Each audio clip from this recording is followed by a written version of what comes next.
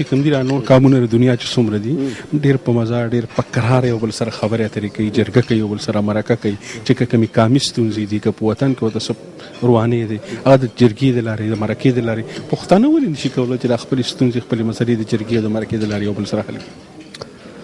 دا خو موږ داسې سره خروب خصوصي یه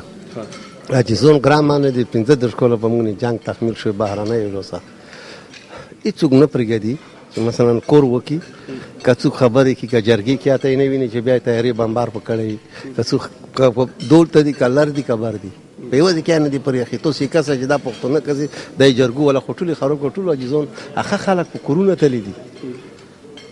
بعد خلک میدان ته راغولي دي صحیح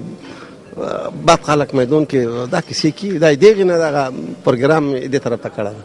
هغه ټول مشران یې مړه کړل په څه طریقې سره چې قام پرې را ژوندی کېده، ولس پرې را ژوندی کېده، جرګه یې کولی شوه، مرکه یې کولی شوه، د دې وطن او د دې خاورې ستونزې حل کولی شوه. تاسو فکر کوئ دغه فکر دغه هم فکر دی چې دا تمام وي یعنې مثلا کم تعداد پوتې دي عاجزون په کورونه تللي دي او ښه خلک یې ډېر مړه کړه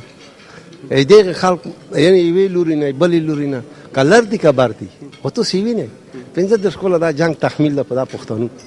دم دوم په لګېدله دې نه ګرام نه دي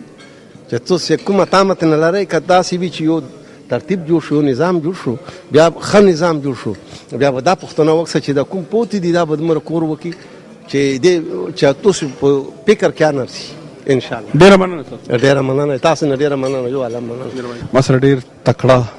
افغان پښتون مشر حاجي فرید روحاني صاحب ولاړ دی. د سره څو خبرې ترې کوو چې حاجي صاحب ستړي مه شئ. خیر اوسئ، سلامت اوسئ. نظار صاحب تاسو هم ستړي مه شئ. ساله وال دی. شکر.